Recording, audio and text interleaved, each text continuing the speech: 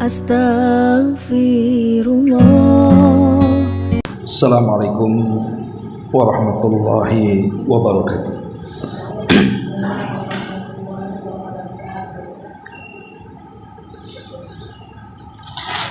Alhamdulillah, wassalatu wassalamu ala rasulillah wa ala alihi wa sahbihi wa mawalah wa la hawla wa la quwwata illa billahi wa ba'd. Alhamdulillah, segala puja dan puji hanya milik Allah subhanahu wa ta'ala. Salawat dan juga salam kita curahkan kepada Rasul kita Nabi besar Muhammad sallallahu alaihi wa ala alihi wasallam. Ma'asyiral muslimat rahimakumullah. Terlanjutkan kajian kita membahas tafsir singkat dari surah Al-Insan. Pada minggu yang lalu kita sudah menjelaskan tentang sebab nuzul atau sebab turunnya surah Al-Insan. Dan hari ini kita akan memulai kajian surah Al-Insan dan kita akan jelaskan kalimat per kalimat dari surah yang mulia ini. A'udzubillahi minasyaitonir rajim. Bismillahirrahmanirrahim. Hal ata 'alal insani hinun minad dahri lam yakun syai'an madhkura. Inna khalaqnal insana min nutfatin amsyajin nabtali faja'alnahu sami'an basira.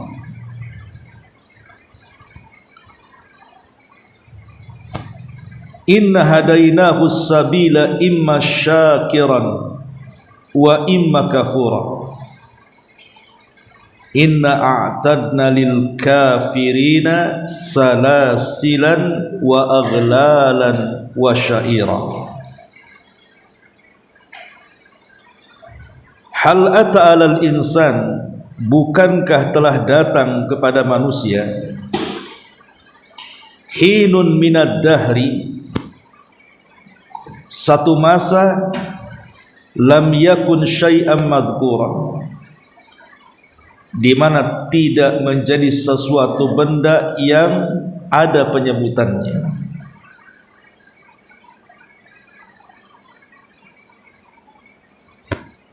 Inna khalaqnal insan, sesungguhnya kami telah menciptakan manusia min nutfatin amsyaj, dari air mani yang bercampur,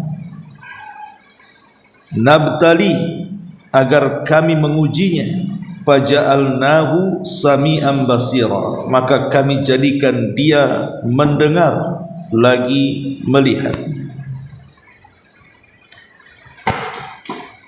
Inna hadainahu sabila imma syakira wa imma kafura, sungguh kami telah menunjukkan kepadanya jalan yang lurus, ada yang bersyukur di jalan itu, ada pula yang kufur. Inna a'tadna lil kafirina salasilan wa aghlala wa sa'ira, sungguh kami telah menyediakan bagi orang-orang kafir itu sebuah rantai, belenggu dan api sair yang menyala-nyala. Ma'asyiral muslimat rahimakumullah. Di sini Allah Subhanahu wa taala memulakan dengan kalimat hal ata 'alal insan. Hal dalam bahasa Arab itu ismul istifham, sebuah kalimat yang menunjukkan sebuah pertanyaan. Tetapi yang dimaksud hal di sini bukan bertanya soal kebodohan. Biasanya orang yang bertanya itu karena ingin menguji kecerdasan. Pamannya ibu tidak tahu, saya tanya, diuji kecerdasan ibu oleh saya. Itu umumnya kalimat istifham. Kalimat pertanyaan itu biasanya menguji apa ibu itu tahu atau tidak tahu. Maka saya kasih pertanyaan. Tetapi di dalam ayat ini bukan itu, tapi hal di sini memiliki makna qad, artinya sungguh telah datang atas manusia itu sebuah masa. Di mana di masa itu belum ada sesuatu yang tersebut. Menjadi silang pendapat di antara para ulama tentang kalimat al-insan di sini. Karena umumnya di dalam Al-Quran itu kalau disebut kalimat insan biasanya konotasinya tidak baik. Seperti Allah Subhanahu wa taala mengatakan wal asri innal insana lafi khusrin. Demi masa sesungguhnya al-insan manusia itu sungguh dalam keadaan rugi. Khuliqal insanu dhaifa. Diciptakan al-insan itu lemah. Dan begitulah bahasa Quran kalau menyebut kalimat al-insan itu konotasinya tidak baik. Ma'asyiral muslimin muslimat rahimakumullah. Nah di sini Allah Subhanahu wa taala menyebutkan hal ata 'alal insan, artinya qad ata 'alal insan, sungguh telah datang kepada manusia sebuah masa lam yakun syai'an madhkura, di mana di masa itu belum ada penyebutan apapun. Di sini ada faedah. Ada yang mentafsirkan bahwa kalimat insan itu ya kita-kita ini. Jadi kita-kita ini disebut al-insan, manusia. Dan dulu kita ini belum dikatakan al-insan, karena memang belum ada. Kemudian Allah Subhanahu wa taala ciptakan kita dari Adam dan juga istrinya Hawa. Tetapi ma'asyiral muslimat rahimakumullah, tentu sebagai manusia jangan sampai kemudian ketika Allah menciptakan kita masih juga tidak disebut-sebut Allah Subhanahu wa taala. Kalau bisa kita terlahir itu betul-betul disebut-sebut Allah, alias dibicarakan Allah Subhanahu wa taala. Bagaimana caranya supaya kita ini dibicarakan? Mazkura artinya dibicarakan oleh Allah Subhanahu wa taala. Maka ulama mengatakan kalau kita ingin selalu dibicarakan Allah Subhanahu wa taala, dan ketika Allah membicarakan kita itu berarti menunjukkan kemuliaan kita. Karena orang yang dilupakan tidak dibicarakan Allah, artinya ini bentuk kecelakaan kita. Pertama, muliakan ruh yang telah Allah titipkan kepada kita. Muliakan ruh yang Allah telah titipkan kepada kita. Manusia itu terangkai daripada jasad dan ruh. Yang memuliakan jasad itu bukan jasadnya, tapi ruh yang dimasukkan ke dalam jasadnya. Selama manusia ada ruh, maka manusia itu akan dimuliakan. Selama manusia itu ditinggalkan ruhnya, selama itu pula manusia tidak ada kemuliaan. Lihat orang-orang yang berpangkat dan berjabat itu, yang menggunakan berbagai macam pakaian yang melekat di badannya dengan pangkat bintang-bintang yang ada di pundaknya. Kalau berjumpa dengan orang itu terkadang hormat, bicaranya pun harus hati-hati. Tersinggung sedikit terjadi masalah, Ya, karena dia masih hidup.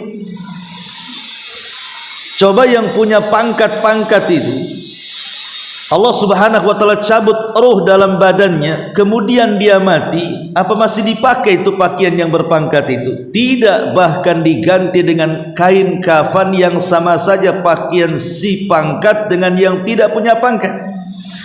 Hilang kemuliaannya di situ. Makanya muliakan ruh. Selama ruh di kandung badan ini muliakan. Dengan cara apa? Berikan asupan-asupan yang terbaik. Kalau badan kita berikan makanan minimal sehari 3 kali, maka ruh juga harus ada asupannya. Apa asupannya? Yang kedua, hudiya ila amalin saleh. Arahkan ruh kita ini untuk memperbanyak amal saleh, untuk memperbanyak ibadah kepada Allah subhanahu wa ta'ala, dengan cara mendekatkan diri kepada Allah dengan ketaatan, ya salatnya, puasanya, baca Qur'annya, zikirnya, dan begitu seterusnya, supaya ruh kita menjadi mulia di hadapan Allah subhanahu wa ta'ala. Kemudian yang terakhir,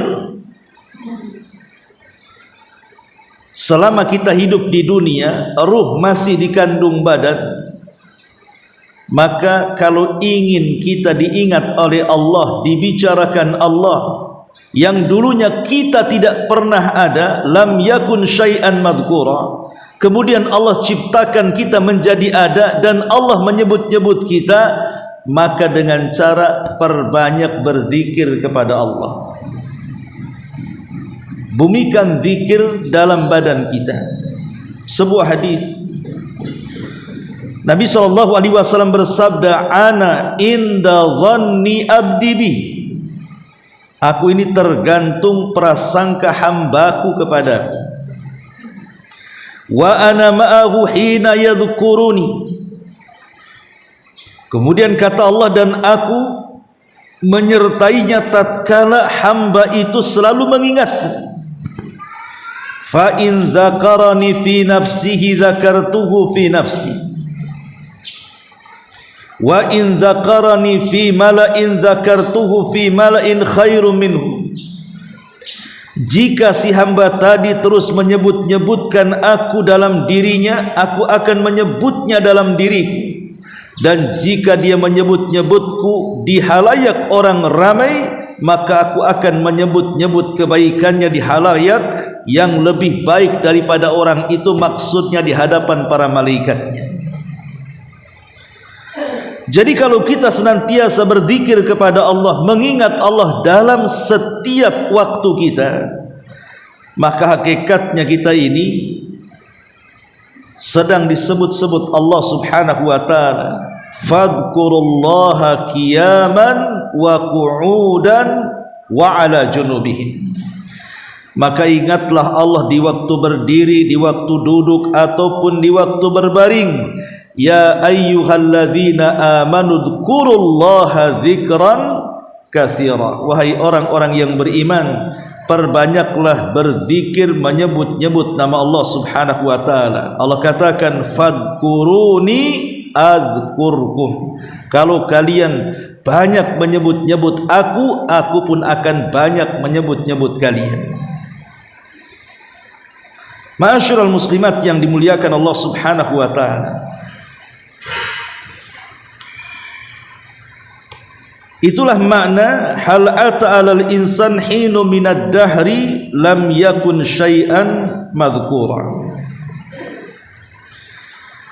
Ma'asyiral muslimat yang dimuliakan Allah subhanahu wa ta'ala, terkadang kita ini selalu dilupakan dengan kebaikan Allah subhanahu wa ta'ala, sehingga tidak sadar terkadang kita ini jarang berzikir kepada Allah, menyebut-nyebut nama Allah. Saya buat analogi seperti ini. Kalau seandainya ibu ini sedang sakit parah, kemudian dokter memvonis ibu ini akan mati dalam 3 hari, kecuali ada yang mendonorkan darah. Tiba-tiba kemudian datang entah siapa orangnya, tidak ada hubungan kerabat dengan ibu, kenal pun tidak. Datang pula dia mendonorkan darah. Setelah mendonorkan darahnya, akhirnya dia pun dirawat oleh dokter, kemudian sembuh. Setelah sembuh, orang asing ini memberi uang kepada dia, memberi harta. Kemudian disuruh pulang sana, ini uang rawat jalan, karena saya tahu engkau tidak sanggup untuk mengobati dirimu. Akhirnya kemudian dia sembuh total dari penyakitnya. Pertanyaannya, mungkin tidak kebaikan orang asing dilupakan? Tidak mungkin, pasti akan diingat seumur hidupnya. Kenapa? Karena dia yang menyelamatkan nyawanya. Ini kepada makhluk kan seperti itu. Lah Allah subhanahu wa ta'ala lebih baik daripada orang asing ini. Allah itu lebih baik jauh berlipat-lipat daripada orang asing itu. Allah yang menciptakan kita, Allah yang memberikan nikmat kepada kita, Allah yang menciptakan jasad dan memasukkan ruh ke dalam badan kita. Semua nikmat yang ada di sekeliling itu adalah Allah berikan kepada kita. Kurang apa kebaikan Allah kepada kita? Kenapa kita tidak mengenang Allah sebagaimana mengenang kita kepada orang yang sudah menolong nyawa kita? Lah inilah terkadang manusia itu, makanya al-insan dikatakan insan ini karena linisyani. Kenapa manusia dikatakan insan? Insan ini bahasa Arab, al-insan. Sebagian ahli bahasa mengatakan bahwa al-insan itu dikatakan insan karena nisyan. Nisyan itu artinya lupa. Terkadang manusia itu lupa kepada Allah dan tidak mengingat Allah subhanahu wa ta'ala. Kalimat lupa juga sebenarnya ada dua macam. Ada lupa yang sifatnya terpuji, ada lupa yang sifatnya tercela. Jadi walaupun dalam diri manusia itu ada sifat lupa, tapi yang namanya sifat lupa itu ada yang sifatnya terpuji, ada yang sifatnya tercela. Contoh yang terpuji, kalau seandainya di masa lalu, di masa lampau ibu ini terlampau banyak masalah, mungkin kehilangan orang yang dicintainya, mungkin kehilangan harta yang dimilikinya, atau mungkin ada masalah-masalah yang kalau seandainya diingatkan pada hari ini, mungkin ibu bisa sedih, bisa stres, terpikir dan begitu seterusnya, tidak bisa tidur. Tiba-tiba Allah lupakan tuh kasus-kasus lama itu. Ibu bisa senyum, ibu bisa tertawa. Ini namanya lupa yang baik. Karena mengingat sesuatu yang lampau sehingga kita stres dan sedih ini akan mempengaruhi ibadah kita kepada Allah. Dengan dilupakan semuanya oleh Allah, maka lupa itu menjadi sebuah kebaikan. Saya kira pernah diuji oleh Allah subhanahu wa ta'ala dengan sebuah masalah, dan itu akan dilalui setiap manusia. Terkadang masa-masa sulit itu akan hadir dalam kehidupan kita. Dan terkadang ketika ada masalah itu kayak kiamat rasanya. Kita tidak bisa keluar dari situ. Pasti ibu pernah mengalami itu. Sebuah masalah yang kita seolah-olah kiamat dunia. Tidak bisa keluar dari situ. Itu menurut kita, padahal Allah ketika memberikan masalah kan sesuai dengan kadar kemampuan. Tapi terkadang kita berpikir tidak. Kayaknya tidak bisa saya keluar dari sini, kiamat sudah. Tapi seiring waktu berjalan, ketika masalah itu terurai, enggak ingat lagi tuh masalah tuh. Yang ketika ada masalah mungkin ibu hanya bisa nangis, setelah dilupakan masalah itu ibu bisa tersenyum kembali kan. Siapa yang melupakan masalah-masalah itu Allah, dan lupa seperti ini adalah nikmat. Ini yang pertama. Kemudian yang kedua, ada lupa itu bagian daripada azab Allah subhanahu wa ta'ala. Lupa yang tercela itu, yang menempel pada manusia, ketika dia lupa dari perintah-perintah Allah dan larangan-larangan Allah Subhanahu wa taala. Lupa kalau dia diperintahkan salat dia tidak salat. Lupa kalau diperintahkan puasa dia meninggalkan puasa. Lupa kalau diperintahkan zakat dan haji dia tinggalkan zakat dan haji padahal dia mampu. Lupa kalau Allah menyuruh kita membaca Quran tidak pernah kita baca. Lupa kalau Allah menyuruh kita berzikir, kita pula tak berzikir kepada Allah Azza wa Jalla. Lah lupa-lupa seperti ini digambarkan dalam Quran. Wa man a'rada an dzikri fa inna lahu ma'isyatan dhanka wa nahsyuruhu yaumal qiyamati a'ma. Qala rabbi lima hasyartani a'ma wa qad kuntu basira. Qala kadzalika atatka ayatuna fanasitaha wa kadzalikal yawma tunsa wa kadzalika nazzi man asrafa wa lam yu'min bi ayati rabbih la'adzabul akhirati asyaddu wa abqa, kata Allah. Allah katakan dalam Al-Quran, barang siapa yang berpaling mengingat diriku, maka kami akan berikan kepadanya kehidupan yang sempit, dan kelak pada hari kiamat kami butakan matanya.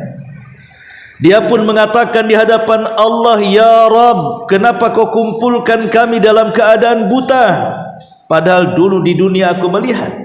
Di sini syahidnya Allah berfirman, begitulah ketika ayat-ayat kami sampai kepadamu, ketika perintah-perintah kami sampai kepadamu, ketika larangan-larangan kami sampai kepadamu, fanasitaha, kau lupakan itu semua.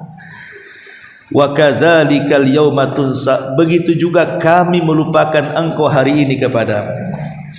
Begitulah kami balas orang yang melampaui batas dan tidak beriman dengan ayat-ayat Rabbnya, dan azab akhirat itu lebih dahsyat dan lebih kekal, kata Allah.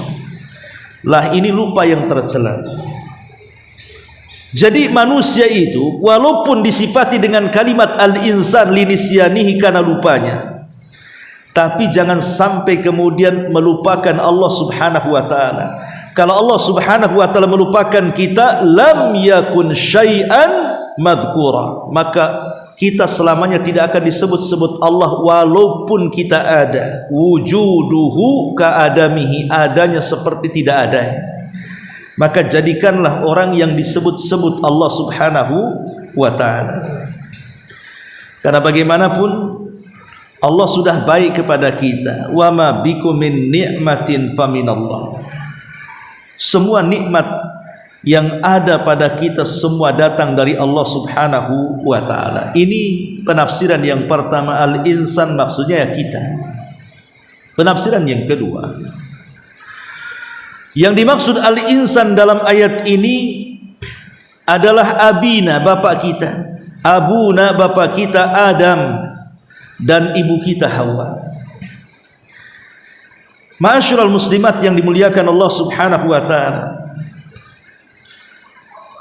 kalau tadi kita katakan bahwa kita dulunya tidak ada, kemudian ada dan disebut-sebut oleh Allah Subhanahu wa ta'ala karena amal saleh kita. Macam mana Adam alaihi salatu wassalam bisa disebut-sebut oleh Allah Subhanahu wa ta'ala? Adam alaihi salatu wassalam sebelum diciptakan, Allah Subhanahu wa ta'ala memanggil para malaikat, kemudian mengumumkan di hadapan para malaikat, inni ja'ilun fil ardi khalifah, wahai para malaikat, aku akan ciptakan di bumi ini seorang khalifah. Khalifah itu artinya pengganti. Makanya Abu Bakar disebut khalifatu Rasulillah, dia adalah khalifahnya Rasul, artinya pengganti Rasulullah. Siapa yang akan digantikan Adam? Atau menggantikan siapa Adam ini? Menggantikan makhluk yang sebelumnya sudah menempati bumi. Siapa makhluk yang sebelumnya menempati bumi? Itulah bangsa jin. Ala ra'sihim, pimpinannya iblis. Jadi Adam itu akan menggantikan iblis menjadi khalifah di bumi. dan akan menjadi makhluk yang bergenerasi, yang akan terus ada sampai kiamat dibangkitkan.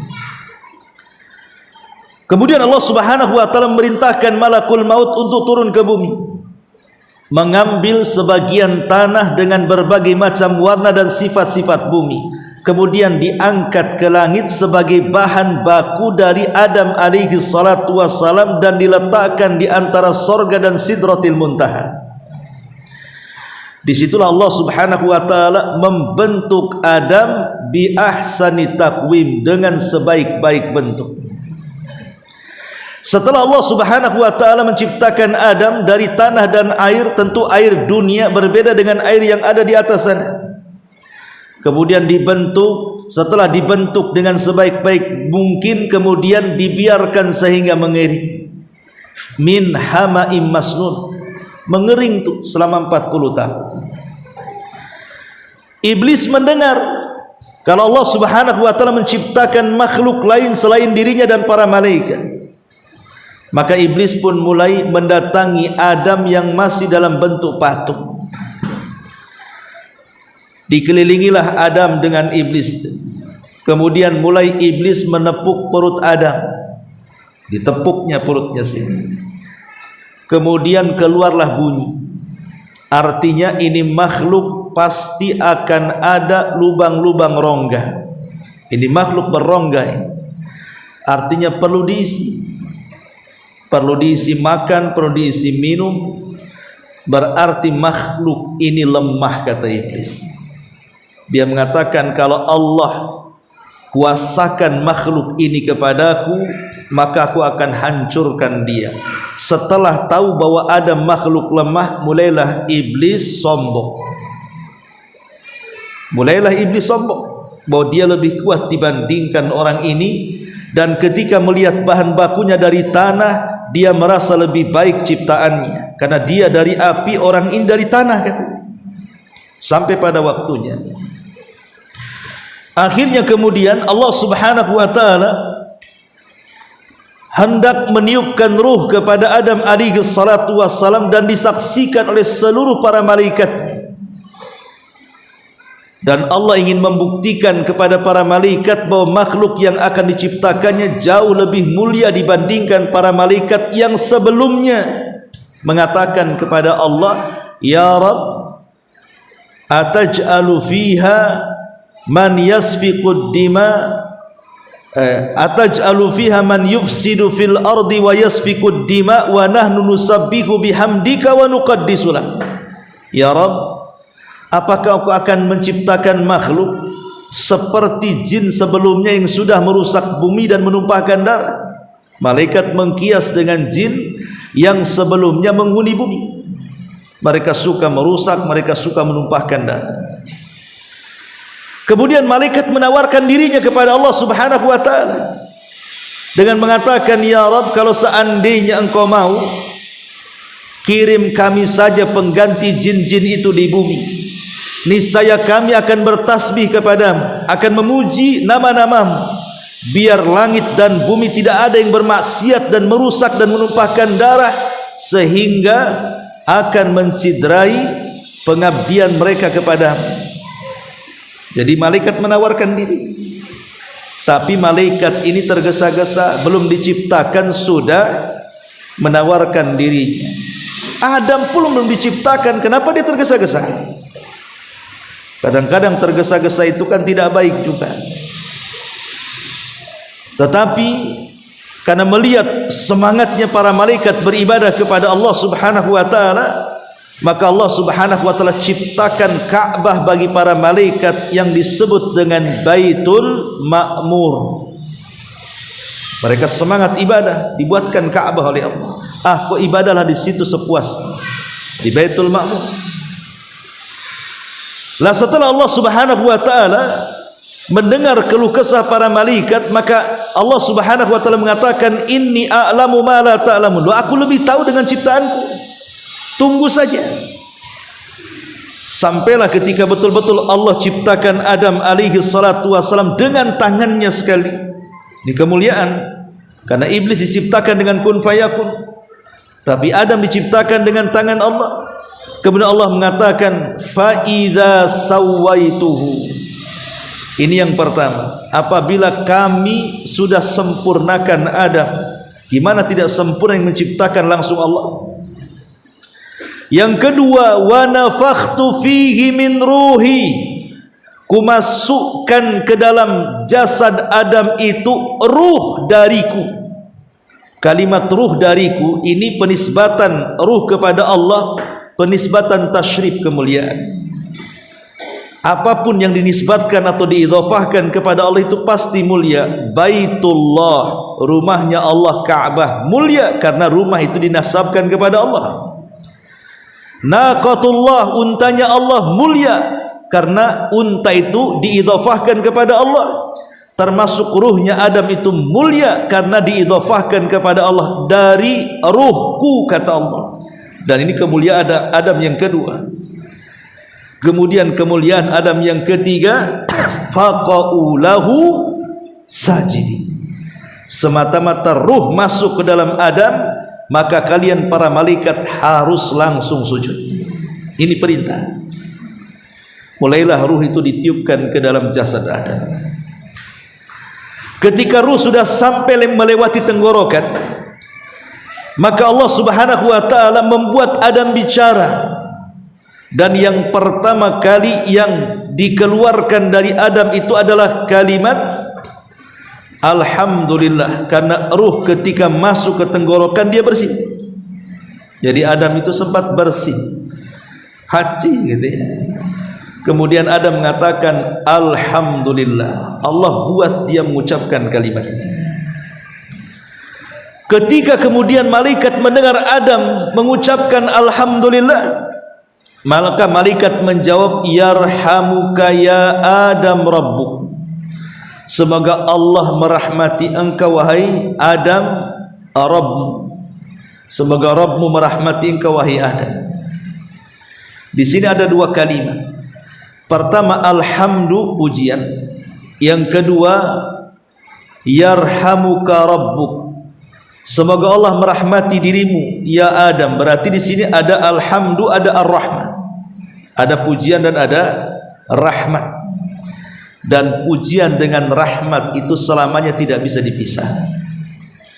Siapa yang memuji Allah Subhanahu wa ta'ala pasti akan diberikan rahmat.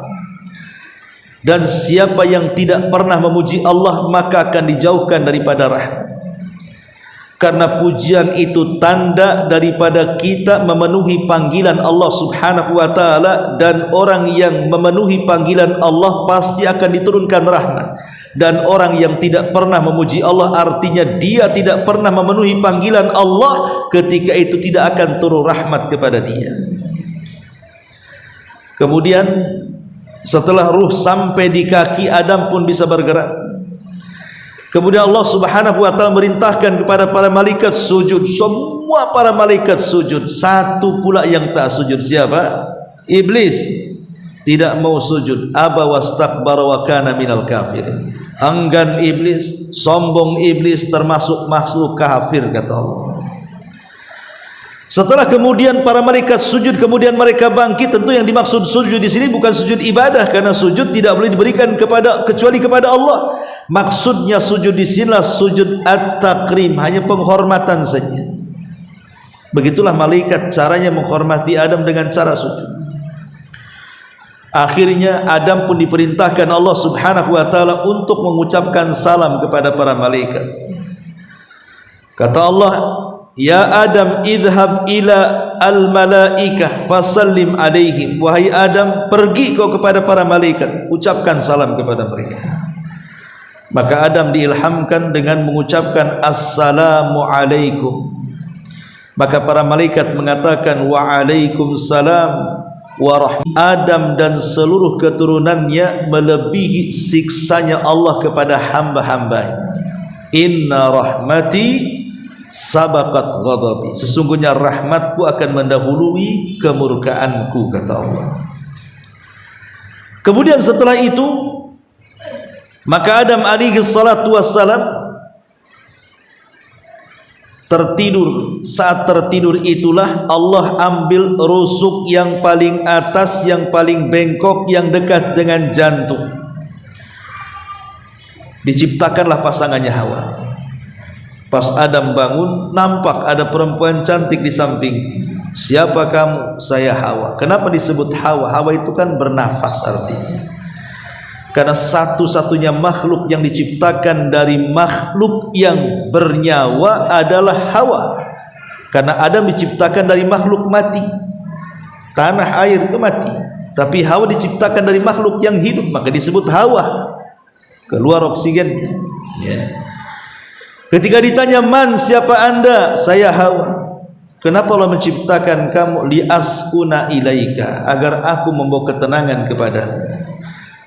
Maka ketika itulah Allah letakkan kepada Adam perasaan cinta dan juga perasaan sayang kepada Hawa. Dari sini Allah katakan, wa min ayatihi an khalaqalakum min anfusikum azwaja litaskunu ilaiha wa ja'ala bainakum mawaddatan wa rahmah inna fi dzalika laayatin liqaumin yatafakkarun. Dan dari tanda-tanda kuasa Allah jadikan kalian berpasangan Adam dan Hawa. Untuk apa? Supaya kalian saling cinta, kemudian tumbuh rasa sayang. Jadi Adam dicintakan dengan Hawa dan disayangkan dengan Hawa, akhirnya tumbuh perasaan sakinah, ketenangan. Baru dari situ Allah katakan, masuklah kalian berdua ke dalam surga. Fakulu minha haitsu syi'tuma wa la taqrabu hadhihi syajarah fatakuna minadh dhalimin. Silahkan nikmati yang ada di sorga. Ada makanan, makan. Ada minuman, minum. Ada kenikmatan, nikmati. Silahkan, kecuali satu pohon saja, jangan kau dekati.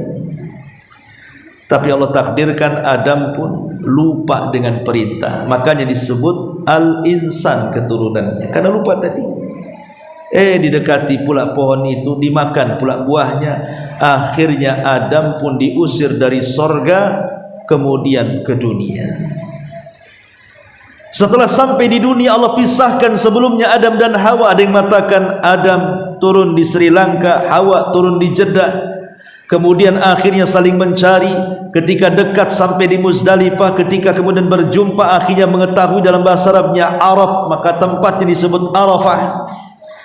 Disitulah terjadi keberlangsungan hidup al-insan, umat manusia, sejak Adam Hawa diturunkan ke bumi sampai hari ini. Bahkan sampai kiamat dibangkitkan, manusia akan terus bergenerasi, berlangsung kehidupan manusia. Bagaimana caranya keberlangsungan hidup manusia? Disinilah Allah katakan, inna khalaqnal insana min nutfatin amsyaj nabtalihi faja'alnahu sami'an basira. Ayat yang keduanya, Allah Subhanahu wa taala mengatakan, inna khalaqnal insan, sesungguhnya kami telah menciptakan manusia, min nutfatin amsyaj, dari setetes mani yang tercampur antara mani laki-laki dan wanita. Dalam surah At-Tariq, Allah Subhanahu wa taala berfirman, falyanzuril insanu mimma khuliq, khuliqa mimma'in dafiq yakhruju min bainis sulbi wat tara'ib. Maka hendaklah manusia memperhatikan dari mana dia diciptakan.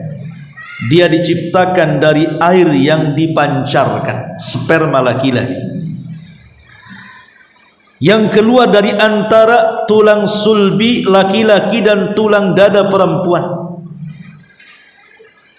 Jadi sperma laki-laki tercipta dari tulang rusuknya, tulang sulbinya, tulang pinggulnya, punggungnya. Tetapi sperma perempuan berasal dari tulang dadanya. Makanya syahwat perempuan ada di dada, karena memang dari situ asal penciptaan spermanya. Lah dari situlah kemudian berjumpalah antara sperma laki-laki dan perempuan, dan ini kuasa Allah, tidak ada yang sanggup untuk melakukannya kecuali Allah. Dari proses ke proses, dari segumpal mani yang terpancar kepada kemaluan wanita, kemudian kita lihat keajaibannya di sini. Ya. Kita tahu bahwa ketika laki-laki membuahi wanita di masa suburnya, maka yang akan membuahi itu, dia akan berusaha dalam beberapa hari setelah kejadian itu akan mencari rahim yang pantas untuk ditempelinya. Dan itu masa-masa riskan biasanya. Setelah beberapa hari, 40 hari pertama, barulah kemudian dia mendapatkan tempat di rahim yang cocok dalam perut ibunya. Semata-mata nempel tuh, itu disebut alaqah namanya. Maka disitulah terjadi hubung kait antara ibu dengan anak. Makanya kenapa disebut rahim? Dalam perut ibu itu ada rahim. Rahim itu diambil kata-kata rahmat, diambil dari kata-kata rahmat, kasih sayang. Ya. Makanya ketika kemudian dia nempel saja di rahim, mulailah ada keterikatan kasih sayang tuh antara seorang ibu dengan janin yang baru nempel di rahim itu. Makanya biasanya ketika semata-mata nempel saja disebut alaqah dalam bahasa Arab, maka akan terjadi pengaruh besar bagi seorang ibu hamil di situ. Mulailah muncak emosinya, ya kan Bu ya? Mulai macam-macam biasanya. Mulai kemudian ngidam-ngidam, itu udah mulai itu. Udah nempel di rahim, semacam tuh kelakuan ibu tuh. Ya. Karena sudah ada hubung kait masalahnya di situ, janin dengan ibunya tuh. Ada interaksi di situ. Ya. Sampai kemudian berubah dari segumpal sperma menjadi segumpal darah, dari segumpal darah segumpal daging. Nah, itu sudah nggak nempel lagi, udah jatuh, udah jadi orang kan begitu. Tinggal nunggu kelahirannya saja. Tapi ini kuasa siapa dari proses ke proses itu coba? Kalau bukan kuasa Allah Subhanahu wa taala, dan kita tidak bisa melihatnya. Bagaimana cara proses itu dilihat? Dan itu kuasa Allah Subhanahu wa taala. Bagaimana Allah sanggup menciptakan manusia seperti itu? Ma'asyiral muslimat rahimakumullah. Lah ketika kemudian janin itu sudah waktunya lahir, maka kemudian lahirlah dia ke dunia. Ketika lahir ke dunia, kemudian Allah berikan nikmat dia sampai dia akil balik. Di sini Allah Subhanahu wa taala mengatakan apa? Nabtalihi, maka kami akan uji dia. Faja'alnahu sami'an basira, maka kami jadikan dia bisa mendengar, kami jadikan dia bisa melihat. Untuk apa?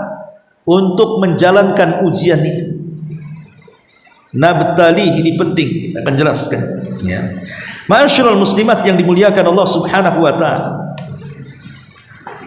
Jangan dikira manusia lahir ke muka bumi ini, Bu, saya, ibu atau siapapun, tidak diuji oleh Allah Subhanahu wa taala. Pasti diuji. Pasti diuji. Allah katakan dalam surah Al-Ankabut ayat 2 dan 3. Ahasiban nas an yutraku an yaqulu amanna wa hum la yuftanun. Walaqad fatanna alladhina min qablihim fala ya'lamanna Allahu alladhina sadaqu wa la ya'lamanna al-kadhibin. Apakah manusia mengira setelah mereka mengucapkan kami beriman, mereka dibiarkan begitu saja? Setelah mereka mengucapkan kalimat saya beriman kepada Allah, mereka diabaikan begitu saja? Tidak, kata Allah. Tetapi Allah mengatakan bahkan mereka akan diuji. Supaya apa? Supaya Allah tahu di antara manusia siapa di antara mereka yang jujur keimanannya dan siapa di antara mereka yang dusta keimanannya. Siapa yang jujur, siapa yang dusta akan ketahuan dalam ujian itu. Karena bagaimana cara mengujinya? Saya beriman, ya Allah saya beriman. Loh, belum diuji. Apakah ucapan beriman itu betul karena Allah atau bukan karena Allah?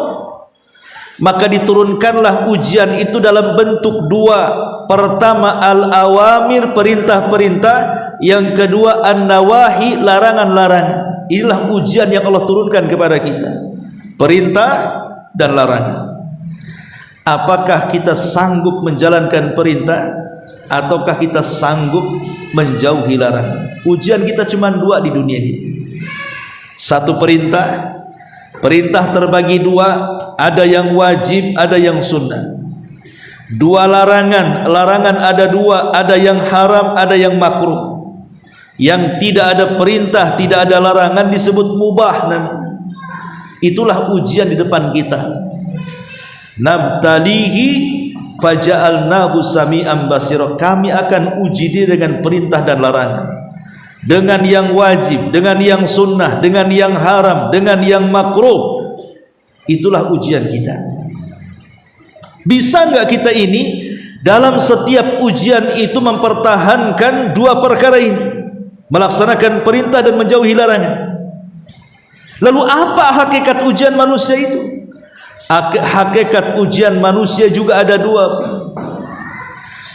Pertama ujian yang baik, yang kedua ujian yang buruk. Dua-duanya ujian. Allah Subhanahu wa taala mengatakan wa nabluukum bisyarri wal khairi fitnah. Kami akan uji kalian dengan perkara baik dan perkara buruk. Dua-duanya ujian bagi kalian. Lalu rincian ujian seperti apa? Disebutkan di dalam surah Al-Baqarah ayat 155 sampai 157. Itu rincian ujiannya. Allah Subhanahu wa taala mengatakan, "Wala nabluwannakum bi syai'in minal khaufi wal ju'i wa naqsim minal amwali wal anfusi was thamarat wa basyiris sabirin alladzina idza asabatkum musibatun qalu inna lillahi wa inna ilaihi raji'un." Inilah ujian rinciannya. Kata Allah, wa nabluwakum, sungguh kami akan uji kalian, bisyai'in, dari sedikit. Jadi ujian itu tidak banyak, sedikit saja. Tapi yang sedikit ini ada yang sukses dengan ujian, ada pula yang tidak sukses dengan ujian. Padahal yang diujikan itu tak banyak, kata Allah. Makanya bahasa Quran bisyai'in, dengan sesuatu yang sedikit. Apa saja itu? Pertama, minal khaufi, dari rasa takut yang ditanamkan Allah kepada hati kita. Manusia itu ada dua sifat yang berlawanan, satu berani, satu takut. Kalau yang mendominasi berani, dia pemberani. Kalau yang mendominasi takut, berarti dia penakut. Lah takut ini ada dua macam, ada yang terpuji dan ada yang tercela. Adapun takut yang tercela adalah takut yang membawa kepada kemaksiatan kita kepada Allah Subhanahu wa taala. Dan umumnya di masyarakat itu takut yang tercela itu karena tiga hal. Pertama, takut miskin. Dia kaya, takut miskin. Yang kedua, takut jatuh. Dia sudah jadi pemimpin, jadi pejabat, dimuliakan, dihargai, dihormati, takut jatuh. Karena kalau sudah jatuh tidak ada yang menghargai dia. Dan yang ketiga, takut mati. Tapi takut mati yang tidak beralasan, karena terlampau cintanya dia dengan dunia, akhirnya takut mati. Lah inilah tiga ketakutan yang akan menghantui setiap kita, bu, saya, ibu, siapapun akan dihantui dengan tiga perkara ini. Terkadang kita takut dengan masa depan anak, kan, nanti macam mana anak saya ke depan. Terkadang takut dengan rumah tangga, karena ada cekcok macam mana rumah tangga ke depan. Terkadang takut dengan ekonomi, macam mana nanti ini, apakah usahanya jalan ataukah berhenti di tengah jalan. Lah itu muaranya ada pada harta. Takut kehilangan harta, intinya di situ. Sebab kalau orang punya harta, akhirnya dia menjadi orang yang bakhil.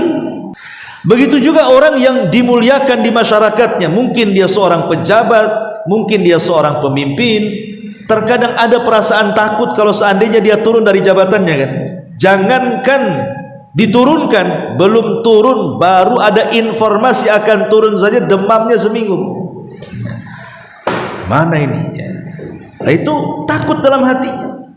Akhirnya ketika dia tahu dia akan diturunkan, mulailah dia kemudian melakukan kemaksiatan kepada Allah, datang ke dukun ini, datang ke dukun itu, atau sikut kanan, sikut kiri, injak bawah, sundul atas, atau istilahnya itu.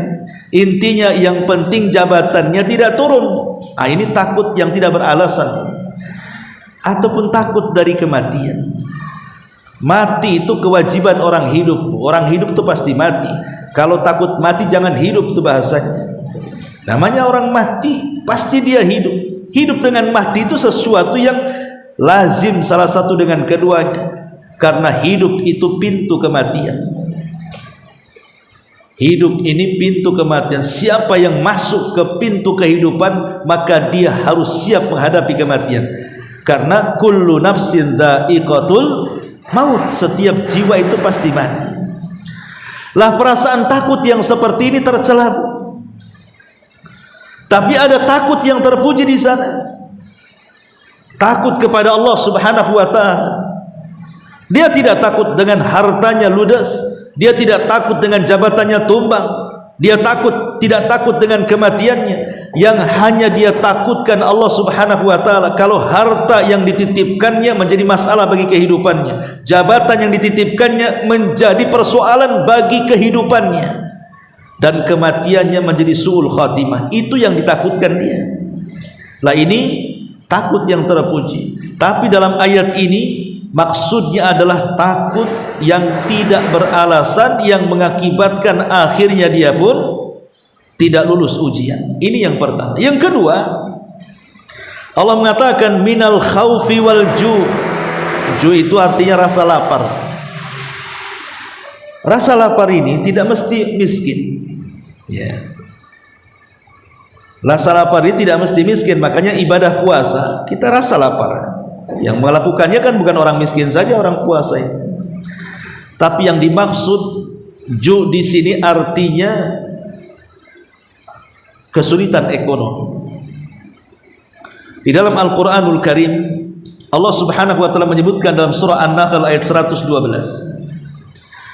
Allah Subhanahu wa taala katakan wa dzaraballahu mathalan qaryatan kanat aminatan mutmainnatan ya'tiha rizquha ragadan min kulli makan fakafarat bi an'umillah fa'adzaqaha Allahu libasal ju'i wal khaufi bima kanu yasna'un. Allah katakan wa dzaraballahu mathalan, Allah buat permisalan qaryatan, sebuah negeri, kanat aminatan mutmainnatan, negeri ini penuh dengan keamanan, negeri ini penuh dengan kenyamanan. Pokoknya negeri ini baldatun thayyibatun wa rabbun ghafur. Betul-betul aman, betul-betul nyaman. Ya'tiha rizquha ragadan min kulli makan, rizkinya datang dari semua arah. Kemudian Allah mengatakan fakafarat bi an'umillah, tetapi penduduknya kemudian kufur. Kemudian kufur penduduknya. Apa yang terjadi? Fa'adzaqahallahu libasal ju'i wal khaufi, maka Allah timpakan pakaian ju', rasa lapar, wal khaufi, dan ketakutan, bima kanu yasnaun, akan akibat ulah mereka. Zaman dulu ada sebuah negeri namanya Sabah. Negeri Sabah itu negeri sorga, membuat cemburu negeri-negeri yang lainnya. Kenapa? Karena negeri itu negeri yang aman, negeri itu negeri yang nyaman, negeri itu negeri yang rizkinya datang dari semua arah, sampai-sampai disebut sorga. Makanya lihat negara-negara maju itu, bangunan-bangunannya, kemewahan-kemewahannya, terkadang memukau mata kita melihat. Tetapi rupanya kaum Sabah ini kufur, sudah mulai meninggalkan tauhid, kemudian mulai menyembah selain daripada Allah, mulai melakukan kezaliman dan kejahatan. Maka Allah Subhanahu wa taala azab mereka dengan cara dihabiskan dengan banjir bandang. Akhirnya semua kebanggaan mereka dari buah-buahan yang setiap hari tidak pernah ada musimnya panen terus, dari situlah penghasilan mereka, Allah hancurkan semuanya, tinggal 3 pohon yang disisakan, itu pun tidak bisa dimakan. Itulah karena kufur kepada Allah. Dulu kita tahu bahwa negeri Afrika itu lebih kaya dibandingkan Arab Saudi. Afrika itu negeri kaya dulu. Arab Saudi tidak sekaya Afrika. Tapi ketika seorang syekh bercerita bagaimana di sana orang banyak yang kemudian meninggalkan agamanya, kenikmatan yang banyak tidak disyukurinya. Terkadang menyembelih kambing itu dibuang semuanya, hanya mungkin diambil hatinya saja, hanya diambil daging sagarnya, yang lainnya dibuang, kepalanya semua dibuang. Mubazir, kufur dengan nikmat Allah Subhanahu wa taala. Akhirnya apa yang terjadi? Lihat negeri Afrika. Kata Syekh ini mengatakan menjadi negeri yang paling miskin. Tapi lihat Saudi Arabia, dulunya negeri miskin tapi sekarang menjadi kaya karena banyak bersyukur kepada Allah Azza wa Jalla. Itu sebuah negeri ya. Jangan jauh-jauh, negeri kita juga lah. Negeri kita ini katanya negeri yang paling kaya, kaya segalanya, baik lautnya, baik daratnya, baik hutannya, baik gunungnya, dan begitu seterusnya. Bisa saja kenikmatan yang Allah berikan dan anugerahkan kepada kita Allah cabut kalau kita kufur ya. Kalau kita kufur, tidak menjaga alam umpamanya, nebang pohon sembarangan, akhirnya hutan pada gundul dan begitu seterusnya, jadi musibah di mana-mana, longsor, banjir, macam-macam akhirnya. Ma'asyiral muslimat yang dimuliakan Allah Azza wa Jalla, berakhir dengan kesulitan ekonomi. Itulah minal ju'. Kemudian yang ketiga, wa naqsim minal amwal. Naqsim minal amwal, kurang dari kekurangan harta, artinya kefakiran. Terkadang kita diuji dengan kefakiran. Di dalam hadis Nabi mengatakan, ajaban li amril mu'min, inna amrahu kullahu khairun. Sangat mengherankan perkaranya seorang mukmin. Semua bagi dia perkara itu baik, tidak ada yang tidak baik bagi dia. In asabathu dharra'u sabara fakana khairan lahu, wa in asabathu sarra'u syakara fakana khairan lahu, wa laysa dzalika illa lil mu'min. Kalau ditimpa madarat kefakiran umpamanya, dia sabar. Kalau ditimpa kenikmatan, dia kaya raya, dia bersyukur. Dan yang demikian tidak ada kecuali seorang mukmin yang bisa merasakannya. Jadi seorang mukmin itu tidak akan memadaratkan bagi dia, baik di atas kefakiran atau di atas kekayaan, gitu maksudnya. Dua-duanya sama saja bagi seorang mukmin itu. Dan dua-duanya dijadikan ladang pahala. Kalau memang fakir, maka dia bersabar, jadi pahala bagi kehidupannya. Kalau dia kaya, dia bersyukur, jadi pahala dalam kehidupannya. Cuman terkadang kita ini kalau menghadapi kekayaan, mungkin kita bisa bersyukur, tapi kalau menghadapi kefakiran, terkadang jarang yang lulus dalam ujian sabar. Diuji keimanannya di sini ya. Ketika fakir itu diuji keimanan kita. Nabtalihi faja'alnahu sami'an basira. Allah uji itu kefakiran kita itu. Apakah saat kefakiran kita ini betul-betul kita ini ikhlas karena Allah, menerima takdir dari Allah, qanaah, pokoknya rela dengan pemberian Allah, atau sebaliknya dengan kefakiran ini didekatkan dengan kekufuran. Sampai ada istilah para ulama itu, bukan hadis, kadal faqru an yakuna kufra. Kefakiran itu terkadang didekatkan dengan kekufuran. Kita lihat coba berita-berita ketika terjadi bencana, akhirnya kemudian banyak orang-orang yang diungsikan dan menjadi pengungsian akhirnya. Datang orang-orang non di luar dari Islam kan, membawa beras, membawa minyak, membawa apa, membawa ini. Akhirnya kemudian satu persatu murtad hanya gara-gara faktor ekonomi. Lah yang lebih parah lagi, kita tahu bahwa fakir harta itu tidak lebih parah daripada fakir ilmu. Makanya harta dengan ilmu itu kalau ingin selamat, gandengkan. Kata Nabi SAW, dunia ini dihuni oleh 4 manusia. 1 orang yang diberikan harta dan diberikan ilmu. Dengan ilmunya dia salurkan hartanya di jalan Allah, maka ini orang yang paling baik. 2 orang yang diberikan ilmu tapi tidak diberikan harta, tapi dia berangan-angan, kalau aku punya harta aku pun ingin seperti yang pertama, maka pahala dia dengan yang pertama sama di hadapan Allah. Yang ketiga, ada orang yang diberikan harta tapi tidak diberikan ilmu, karena jahil akhirnya dia hura-hura dengan hartanya, maksiat kemana-mana, maka ini orang yang paling buruk di sisi Allah. Yang paling apes yang keempat, tak punya harta, tak punya ilmu, sudah bodoh miskin. Nah itu masalah. Berangan-angan dia, kalau aku punya harta ingin seperti orang ketiga, aku pun sama ingin menghambur-hamburkannya. Ini Pak, dosa orang yang keempat dengan yang ketiga sama saja. Makanya kalau Allah uji dengan kefakiran, fakir harta, jangan pula fakir ilmu. Gak apa-apa saya miskin, tapi janganlah kemudian saya bodoh, gitu maksudnya.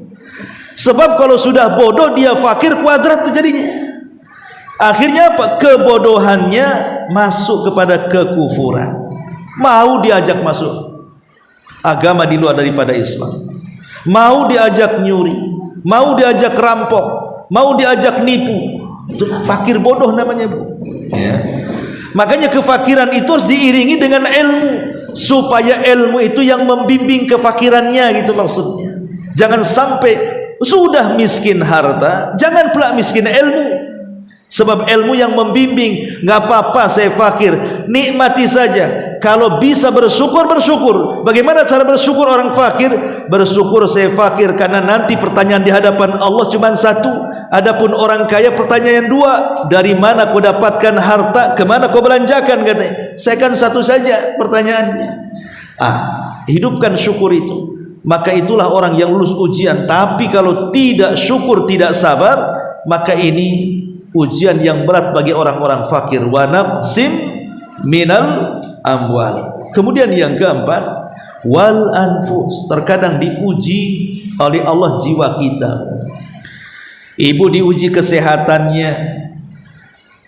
Ada orang yang diuji kesehatan itu subhanallah sakit bertahun-tahun. Dia harus duduk di kursi roda bertahun-tahun, hanya bisa melihat orang yang bisa berjalan ke sana kemari. Dia tidak bisa apa-apa. Ada diuji dengan kebutaannya, manusia bisa melihat, dia tidak bisa memandang. Ada yang diuji dengan ketuliannya, manusia bisa mendengar, dia pula tak bisa mendengar. Ada diuji dengan otaknya, dengan kegilaannya. Macam-macam ujian jiwa itu. Dan ujian yang paling berat dalam jiwa itu adalah kematian. Terkadang orang diuji dengan kematian. Ma'asyiral muslimat yang dimuliakan Allah Azza wa Jalla, tidak ada manusia yang lebih sabar dibandingkan Ibrahim dan Ismail. Diuji oleh Allah Subhanahu wa taala dengan kematian. Ketika Ibrahim bermimpi di malam harinya bahwa dia menyembelih putranya, dia langsung datang kepada Ismail dan mengatakan, ya bunayya inni ara fil manami anni adbahuka fanzur madza tara. Wahai anakku, semalam bapakmu bermimpi bahwa bapakmu menyembelih dirimu, macam mana pendapatmu? Coba. Ismail ini, Bu, itu satu-satunya putra Ibrahim. Ibrahim itu sudah 100 tahun tidak punya anak, tiba-tiba punya anak laki-laki lagi, satu-satunya lagi, karena belum punya anak lainnya. Yang dinantikan puluhan tahun, sudah tua, dikiranya istrinya mandul, tahu-tahu punya anak dari wanita lain, dari Hajar, lahirlah Ismail. Apa ndak sayang tuh Ibrahim? Sayanglah. tiba-tiba diperintah untuk dibunuh dengan cara disembelih. Kalau anak 5 kan enak, Bu. Yang 4 soleh, yang 1 preman. Yang preman aja lah kan gitu. Itu kalau ada pilihan kan. Ini nggak ada pilihan, cuma 1. Gimana ini caranya? Akhirnya kemudian Ibrahim coba berdialog dengan Ismail itu. Tapi Ismail karena didikan Hajar, dia mengatakan, ya abatif alma tu'mar satajiduni insyaallahu minas sabirin. Kalau ini perintah Allah, lakukan saja. Lihat, ini ujian. Ujian mau dibunuh, lakukan saja. Lakukan saja. Lihat orang-orang yang dipenjara, yang sudah diponis kematian.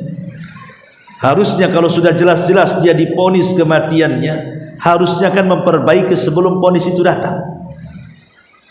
Karena sedang diuji jiwanya. Apakah dia akan diloloskan dari ujian itu ataukah tidak? Tapi karena Ismail ini memang anak yang saleh, itulah gunanya kita punya anak yang saleh. Karena kalau Ismail tidak saleh, tentu dia akan bantah bapaknya. Tetapi Ismail ini anak yang baik, makanya dia mengatakan, wahai bapakku, kalau ini perintah Allah, lihat, bukan perintah kamu, ini perintah Allah. Ismail mengatakan kepada ayahnya, kalau ini perintah Allah, lakukan, dan saya pasti akan sabar. Begitulah ibu yang dimuliakan Allah Subhanahu wa taala, ujian yang keempat. Kemudian yang kelima, was-samarah, buah-buahan. Terkadang ada petani itu sudah nampak lah kan, padi-padi itu udah menguni, udah menghayal nih kalau panen bisa beli motor, kulkas, rumah, macam-macam. Setelah hari hanya datang wereng, datang tikus, datang banjir, datang badai, habis semuanya. Itulah ujian. Ujian, ibu nanam mangga, dari kecil kepengen mangga tanaman sendiri, nggak mau mangga dari orang, dirawat sampai besar. Udah berbuah, datang codot pula. Kamu codot? Ya. Datang kelelawar, habis dimakan kelelawar. Sabar, karena namanya buah-buahan juga bagian daripada ujian. Makanya Allah mengatakan wabasyiri sabirin. Tetapi sebenarnya Allah sudah ingin memberikan solusi kepada kita. Kalau kita diuji oleh Allah dengan rasa takut miskin dari kaya, takut turun dari jabatan, takut mati, atau diuji dengan lapar ekonomi yang sulit, atau diuji dengan kemiskinan, atau diuji jiwanya dengan penyakit, atau diuji dengan habisnya buah-buahan. Konsep Quran itu kalau ingin tenang dari ujian dan lolos dari ujian itu, maka kita harus meyakini kalimat inna lillahi wa inna ilaihi rajiun, karena hanya itulah yang bisa menyabarkan kita. Inna lillah, semua datang dari Allah, akan kembali kepada Allah. Dulu kita lahir tidak punya harta, Allah kasih harta, Allah ambil lagi hartanya. Inna lillahi wa inna ilaihi rajiun. Kan tinggal gitu saja, Bu. Dulu lahir tidak ada pangkat, tidak ada jabatan, tidak ada kepemimpinan. Kemudian Allah kasih tuh pangkat, jabatan, kepemimpinan, tiba-tiba diambil. Inna lillahi wa inna ilaihi rajiun. Dan begitu semuanya. Kita lahir loh nggak ada nikmat apapun di badan, tiba-tiba kenikmatan dicabut, ya itu terserah Allah. Makanya kemudian Allah mengatakan wabasyiri sabirin, kasih kabar gembira orang-orang yang sabar itu. Orang yang segala-galanya mengembalikan kepada Allah Subhanahu wa taala, karena itu milik dari Allah Subhanahu wa taala. Semua hanya titipan kepada kita, bukan kita yang memiliki segalanya. Badan kita aja milik Allah, jangan cerita harta. Badan lo kita milik Allah. Kalau badan kita mau diambil oleh Allah, ya silahkan, karena ini milik Allah Subhanahu wa taala semuanya. Ma'asyiral muslimat yang dimuliakan, Allah mengatakan apa? Nabtalihi faja'alnahu sami'an basira. Kemudian kami jadikan manusia itu melihat dan mendengar. Allah ingin lihat. Nikmat pendengaran dan nikmat penglihatan itu digunakan untuk apa? Allah uji itu. Apakah pendengaran kita ini lebih banyak mendengar yang positif ataukah lebih banyak mendengar yang negatif? Apakah telinga itu kita gunakan untuk mendengar orang yang membaca Quran, orang yang sedang berdakwah, orang yang sedang memberikan nasihat, ataukah justru telinga kita ini dengarkan kepada orang yang sedang ngerumpi, yang sedang menggibah, yang sedang namimah, yang sedang memfitnah dan begitu seterusnya, atau didengarkan musik tidak mau Quran? Maka nanti akan ditanya oleh Allah Subhanahu wa taala, karena ini nikmat pendengaran ini. Ya. Kemudian juga penglihatan. Mata kita ini lebih banyak melihat ke yang mana gitu ya. Apakah melihat kepada yang halal ataukah melihat ke yang haram? Maka Allah mengatakan, Allahu akhrajakum min butuni ummahatikum la ta'lamuna syai'a wa ja'ala lakumus sam'a wal basar wal fuad kullu ulaika kana anhu mas'ula. Allah telah keluarkan kalian dari perut ibu kalian tidak mengetahui sesuatu apapun, tapi kemudian Allah berikan pendengaran, Allah berikan penglihatan, Allah berikan akal, dan 3 wasilah itu akan ditanya di hadapan Allah Subhanahu wa taala. Faja'alnahu sami'an basira. Kemudian Allah Subhanahu wa taala mengatakan, Inna hadainahu sabila imma syakiran wa imma kafura. Inna a'tadna lil kafirina salasila wa aghlala wa sa'ira. Inna hadainahu, sesungguhnya kami telah menunjukkan kepadamu jalan. Wa hadainahu najdain. Ini jalan baik, ini jalan yang tidak baik. Ini jalan ke sorga, ini jalan ke neraka. Ini jalan yang ikhlas, ini yang tidak. Ini yang boleh, ini yang tidak. Pokoknya lengkap. Yang mendekatkan kita ke sorga sudah dijelaskan, yang menjauhkan ke neraka juga sudah dijelaskan. Allah sudah menjelaskan segala-galanya. Tinggal pilih. Imma syakiran wa imma kafura. Subhanallah bahasa Quran. Ya, ini keajaiban bahasa. Ya. Ketika Allah Subhanahu wa taala menyebut kalimat syukur dengan kalimat syakir, bukan syakur. Kan ada syakir, ada syakur. Tapi ketika menyebut kalimat kufur, bukan kafiran, tapi kafuran. Kenapa nggak disamakan saja? Inna hadainahu sabila imma syakuran wa imma kafuran. Kan enak tuh. Ini enggak. Atau mungkin kita samakan dengan Inna hadainahu sabila imma syakiran wa imma kafiran, umpamanya kan. Enggak, yang satu syakur, yang satu syakir, yang satu kafur pula. Syakir itu artinya sedikit bersyukur. Kalau syakur itu banyak bersyukur. Jadi syakur itu namanya siag al-mubalaghah, bentuk yang berlebihan. Kalau syakir itu sedikit syukur, kalau syakur banyak bersyukur. Wa qalilum min ibadiyas syakur, bukan syakir, syakur. Dan sedikit sekali hamba-hambaku yang banyak bersyukur. Syakur itu banyak bersyukur. Kalau syakir sedikit bersyukur. Tapi kalau kafur banyak kufurnya. Kalau kafir sedikit kufurnya. Kafiran sedikit kufurnya. Kafuran banyak kufurnya. Ketika Allah menyebut syukur menggunakan bahasa sedikit, ketika menyebut kufur menggunakan bahasa banyak. Kenapa coba? Ya. Kenapa Allah menyebut kalimat dengan 2 lafaz yang berbeda? Karena manusia itu lebih banyak kufur dibandingkan syukur. Itu maksudnya. Manusia itu lebih banyak kufurnya dibandingkan syukurnya. Makanya syakiran menunjukkan sedikit bersyukur, kafuran menunjukkan banyaknya kufur. Bahkan orang yang bersyukur sekalipun, Bu, kalau seandainya kita kerahkan usia kita ini, kita kerahkan segala daya dan upaya kita untuk bersyukur kepada Allah Subhanahu wa taala, niscaya belum bisa bersyukur dengan nikmat yang Allah anugerahkan kepada kita. Manusia yang paling baik siapa? Nabi.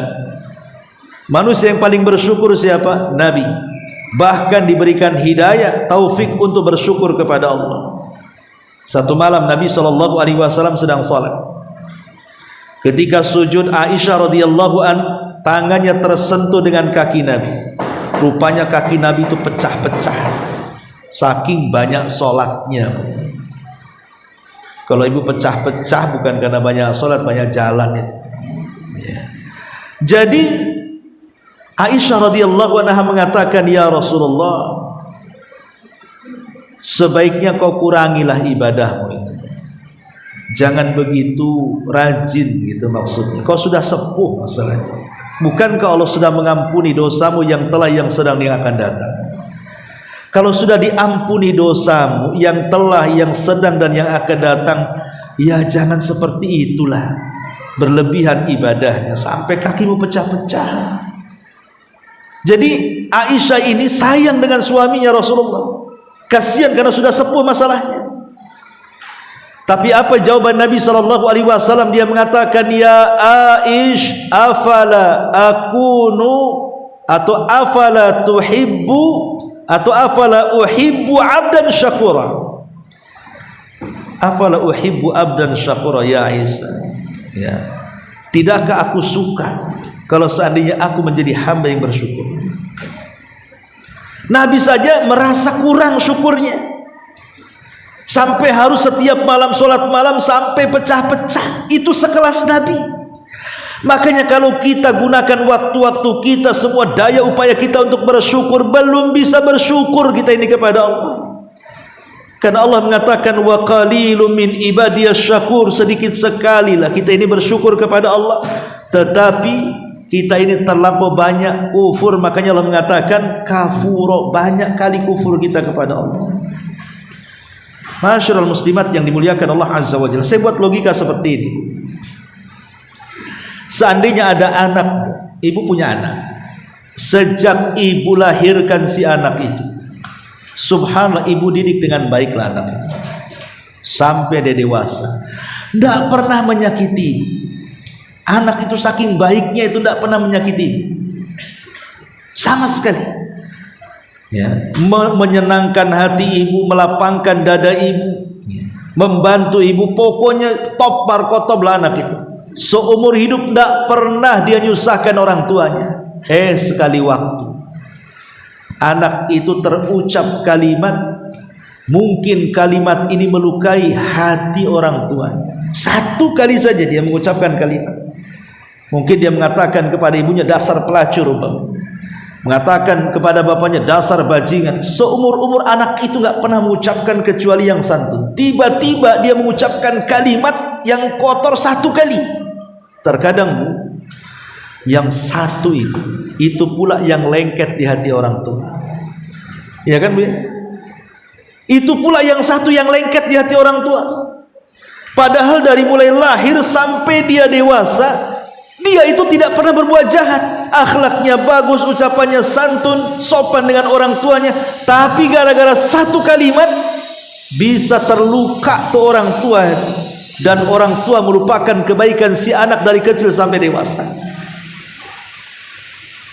Ini pula yang terjadi, maaf ibu ya, dengan hadis Nabi SAW ketika Rasul masuk ke dalam surga.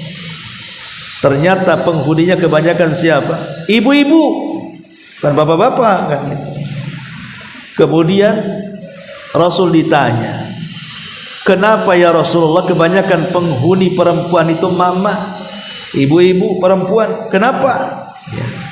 Kemudian Rasul mengatakan ketika ditanya oleh para sahabat, apakah mereka tidak sholat? Mereka sholat. Apa mereka tidak puasa? Puasa. Apa mereka tidak sedekah? Rajin sedekahnya. Mereka nggak ngaji-ngaji. Mereka ibadahnya oke, tapi mereka satu kekurangannya, wa yakfurnal asyir, kufur dengan suami. Kemudian Rasul menjelaskan apa maksud kufur dengan suami. Kalau seandainya suami itu tidak pernah berbuat jahat kepada ibu sepanjang masa, bayangkan, suami itu baik dari mulai nikah, sudah mungkin 40-50 tahun berjalan, tidak pernah menyakiti ibu sama sekali. Satu kali suami melakukan kesalahan dengan kata-katanya, dengan perbuatannya, maka wanita itu akan mengatakan, engkau belum pernah berbuat baik sedikit pun. Ini sama kasus pertama dan kedua kan. Hati-hati, ini memang kekurangan ibu, kekurangan fitri namanya. Seorang wanita terkadang mudah untuk melupakan kebaikan pasangannya dengan bahasa ibu lah ya.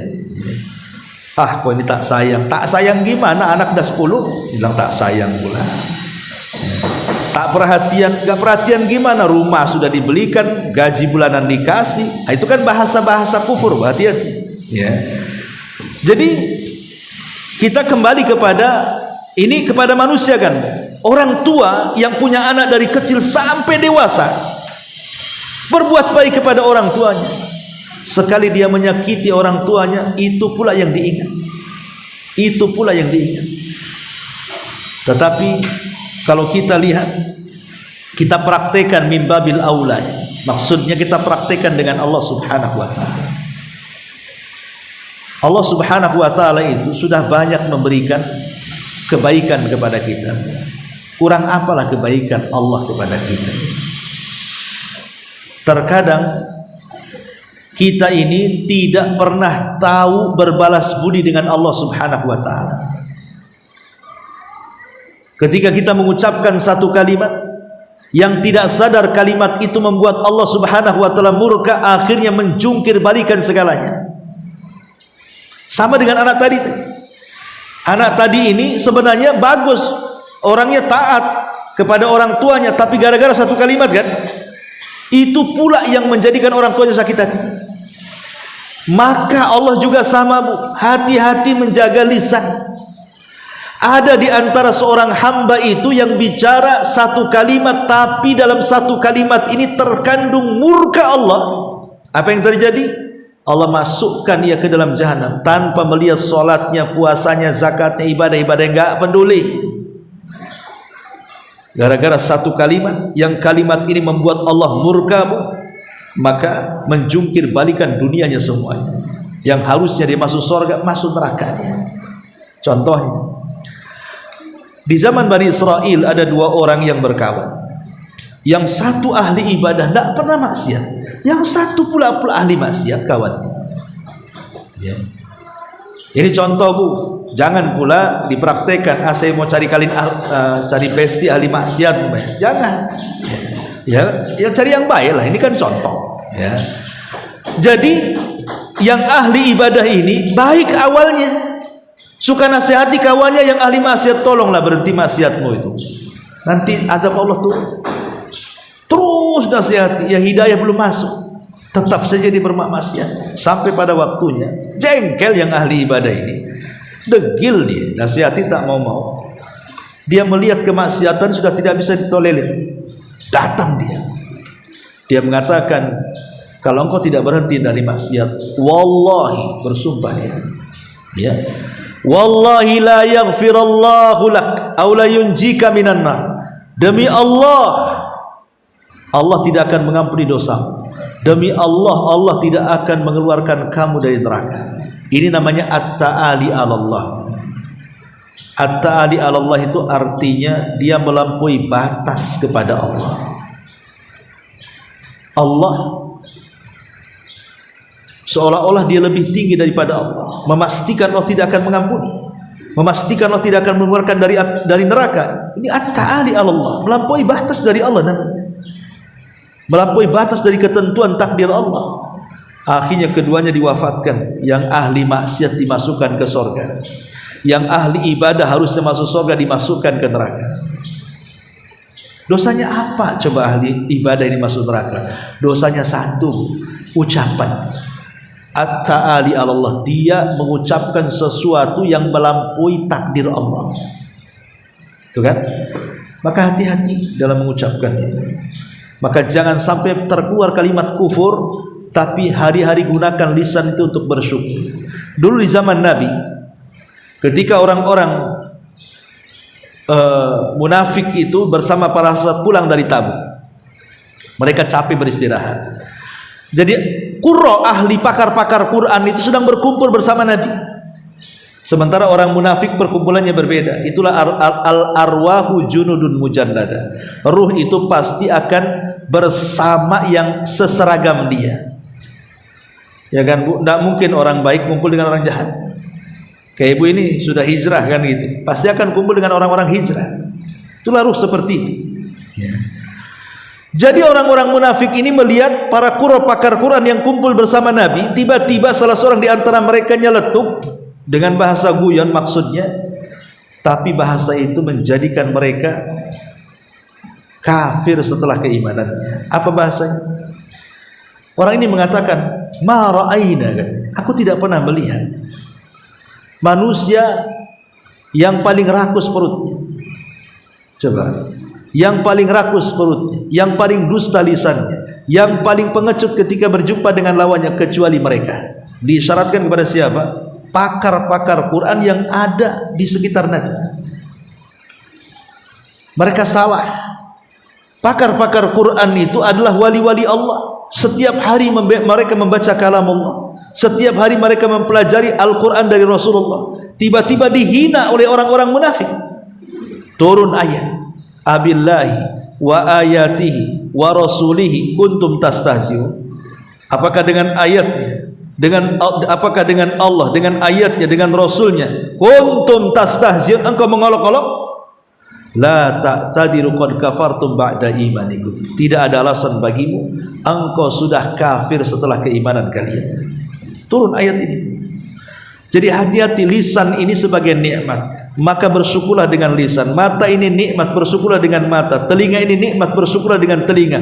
Tangan kaki nikmat, bersyukur dengan tangan kaki kita, dan begitu seterusnya. Jadikan semua anggota badan kita ini dalam rangka mensyukuri nikmat Allah Subhanahu wa taala. Sebab kalau tidak, Allah ancam di ayat selanjutnya, inna a'tadna lil kafirina salasilan wa aghlalan wa sa'ira.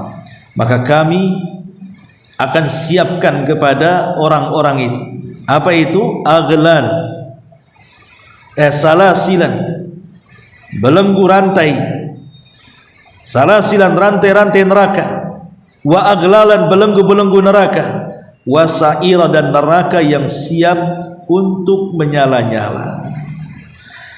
Ma'asyiral muslimat yang dimuliakan Allah Subhanahu wa taala, ketika Allah Subhanahu wa taala mengatakan kalimat fujur, bahwa manusia itu ada yang bersyukur, ada juga yang fujur. Allah Subhanahu wa taala mengatakan fa'alhamaha fujuraha wa taqwaha. Jadi kufur itu bagian daripada fujur. Kufur itu bagian daripada fujur.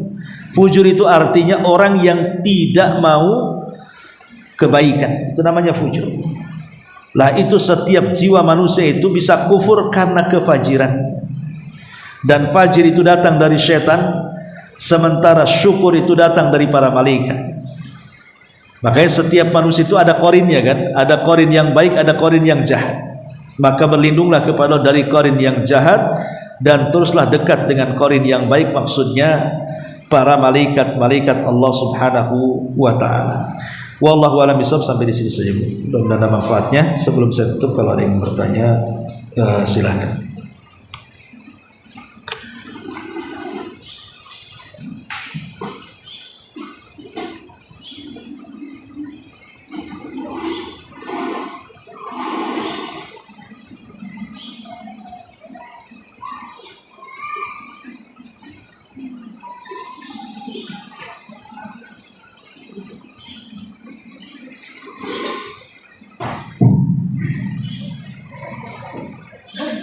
Assalamualaikum Ustaz. Waalaikumsalam warahmatullahi wabarakatuh.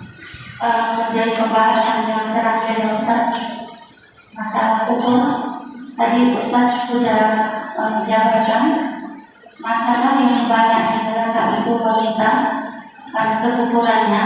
Terus Ustaz juga kasihkan contoh dari kisah seseorang yang bersahabat, yang satu alim dan yang satu lagi pelaku maksiat. Terus dari kisah dari yang saya jabarkan tadi, anak ingin tanyakan bagaimana kisah cerita yang Ustaz jabarkan yang pertama tadi, ketika seorang anak ibu mempunyai anak yang alim yang taat, tapi satu ucapannya itu membuat ibunya sakit hati. Ini kan tidak tidak terkait tentang hubungan sama Allah, sebagaimana kisah yang dua orang bersahabat itu karena dia lebih mendahulukan Allah antara rububiyah dan rububiyah Allah.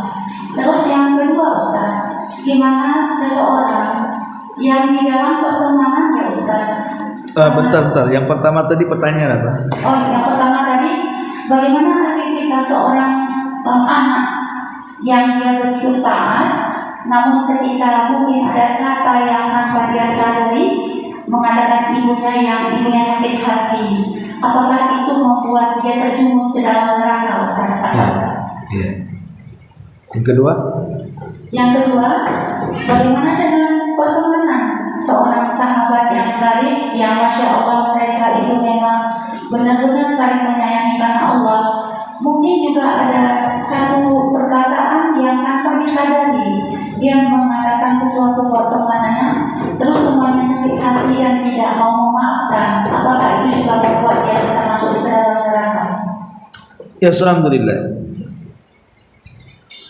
Kedurhakaan seorang anak kepada orang tua itu bagian daripada dosa besar. Dan akidah ahli sunnah wal jamaah mengatakan bahwa dosa besar itu tahta masyiatillah, di bawah kehendak Allah. Kalau Allah mau, Allah ampuni karena banyak kebaikan.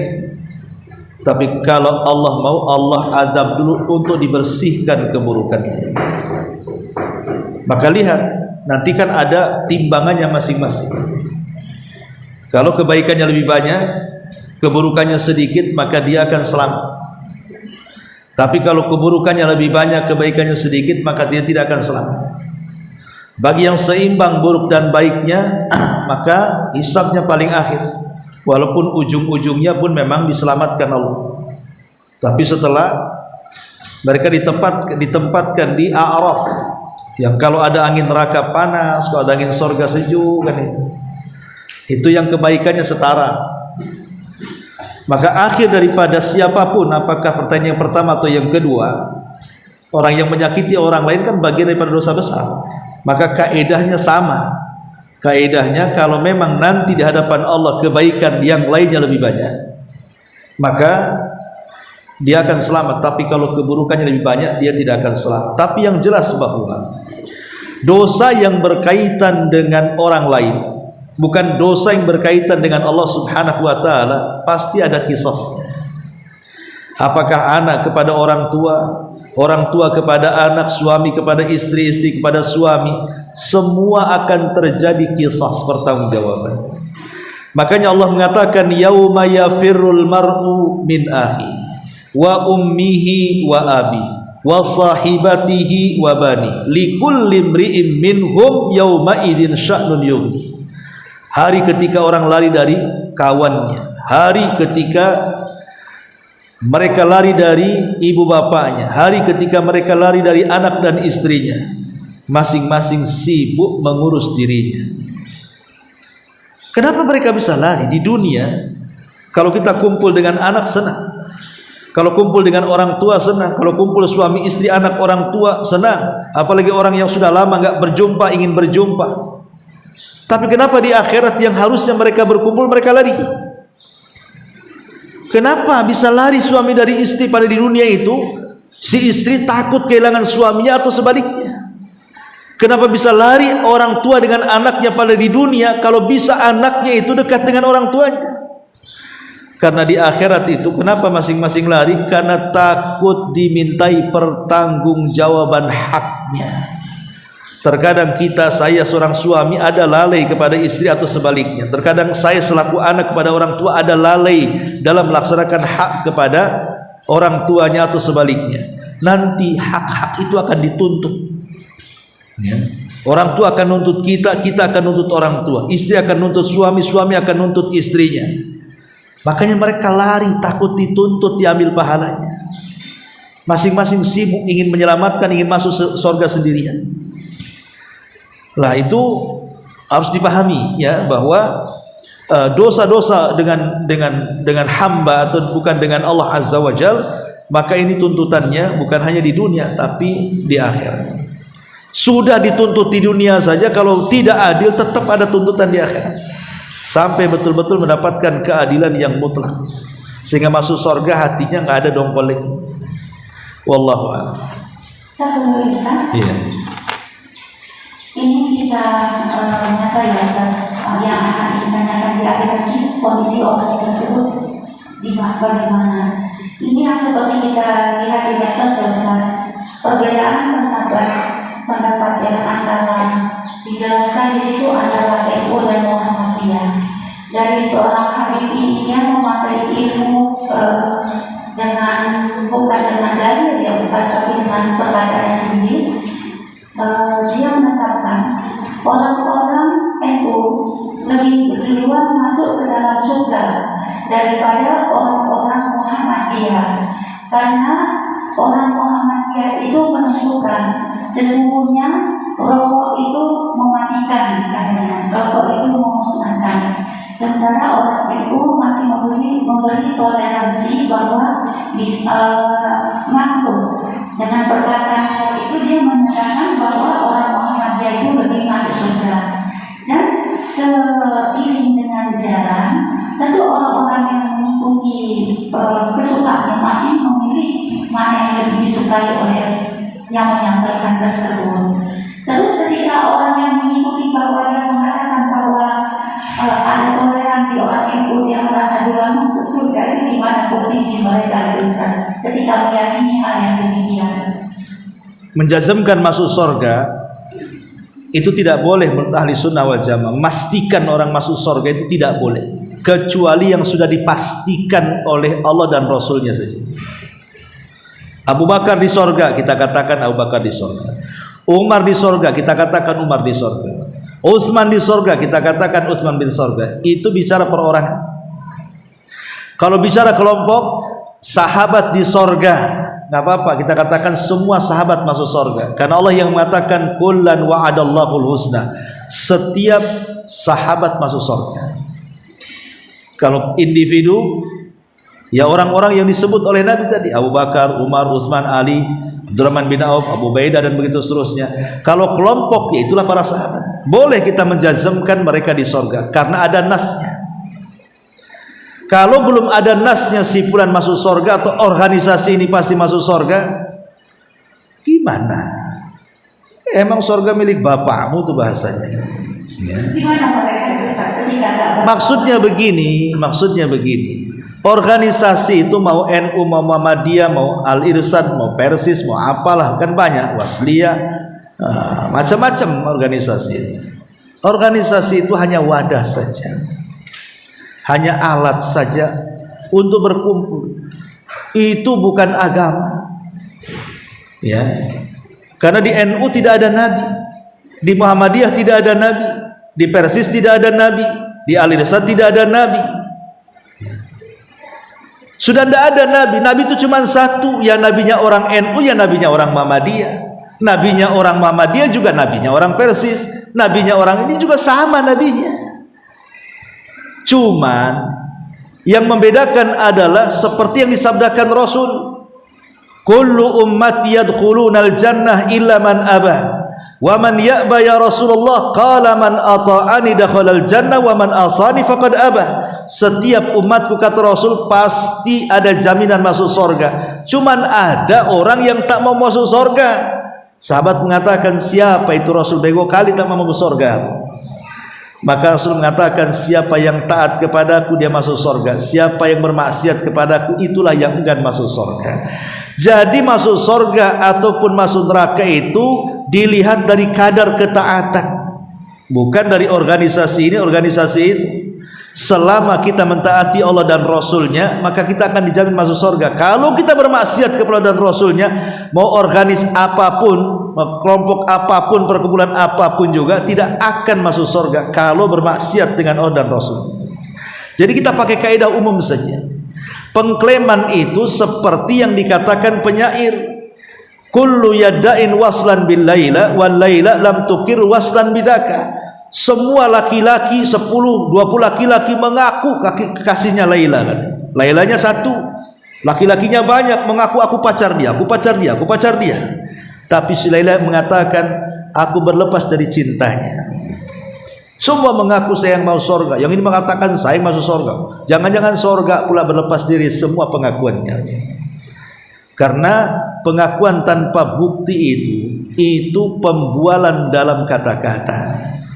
Buktikan kalau cinta, buktikan kalau Anda ahli surga itu, amalkan semua amalan-amalan yang bisa menjerumuskan ke dalam memasukkan kita ke dalam surga. Loh, kalau kita berangan-angan ingin masuk surga tapi amalan kita jauh daripada surga, itu kata penyair Arab, tarjun najata walam tasdiku masalikaha innas safinata la tajri alal yabas. Engkau mengharap selamat tapi tidak mau menempuh jalannya. Macam mana pula kapal laut berjalan di padang pasir, kata orang Arab. Ya tidak mungkin jalanlah kapal laut di padang pasir. Kalau ingin selamat, tempuhi jalannya, letakkan kapal laut di lautan, baru jalan tuh. Kalau hanya pengklaiman begitu saja, tidak bisa dijadikan hujah. Ya. Wallahu a'lam. Wa iya. Baik, subhanaka wa bihamdika asyhadu an la ilaha illa anta astaghfiruka wa atubu ilaik. Allahu ta'ala alam. Assalamualaikum warahmatullahi wabarakatuh.